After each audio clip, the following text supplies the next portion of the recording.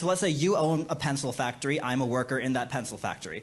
You can have all the machinery, you can buy all the raw materials you want, but without me, and presumably many others like me, to assemble the pencils, all you would have is a pile of wood, yellow paint, graphite, rubber, and aluminum. Okay. That would be worth, and that is worth less than the pencil when you try and sell it. And yet, all of that value added by labor, apart from the wages that you give me, which, if we're being honest, there is a major power imbalance in our ability to negotiate that. If all that putting the pencil together requires is basic use of your prefrontal cortex, then yes, your labor is alienable at lower rates than if you are a doctor. That's not the fault of the person who owns the machinery.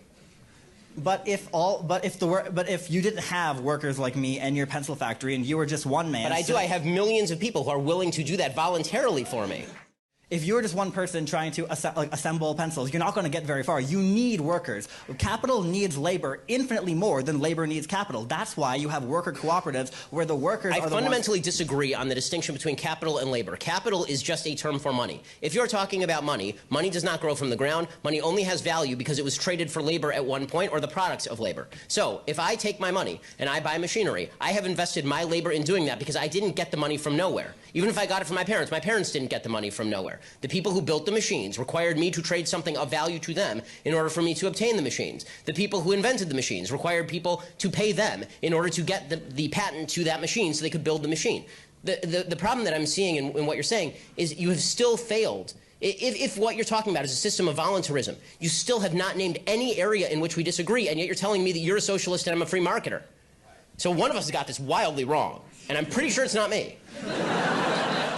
The differentiation I draw, and I'm not alone in this, I'm not one person trying to redefine anything, the differentiation I and many others like me draw between socialism and capitalism is that under capitalism, when you as the owner of the factory, you give me a wage. The wage could be $7.25, it could be $15, it could be whatever an hour, right? But you give me a wage. All the additional profit above made from selling the pencils or whatever good you produce above what is reinvested into the company ultimately goes to you or the investors, those who own shares in the means of production. Right. Under socialism, those people are the workers, and the example I give, again, is cooperative enterprise. No, those are the people who are investing the risk. So if they carry the risk, then they get the benefit. The owner of the factory carries the risk, therefore he gets the benefit. The workers in the company you mentioned, if that company were to go bankrupt, they would carry the risk as well as the benefit. If the company goes bankrupt, and this guy has to pay off all of his debts, the worker may lose his job, but he's not the one who's going to incur the debt of having gone bankrupt. If you incur risk, then you're the one who pays the downside. The worker does not pay the downside. Okay, it is the investor who pays the downside, who invested in all the machinery, who sunk millions of dollars into making your labor productive. Because guess what? Your labor is without that machinery.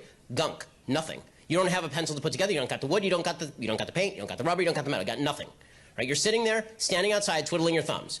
It required somebody to invest. Who do you think put more in? The guy who spent millions of dollars buying all the machinery, leasing the place, making sure there was a management structure, doing the LLC formation, making sure all the tax code was in compliance, or you standing outside because you can stick a piece of graphite into a piece of wood?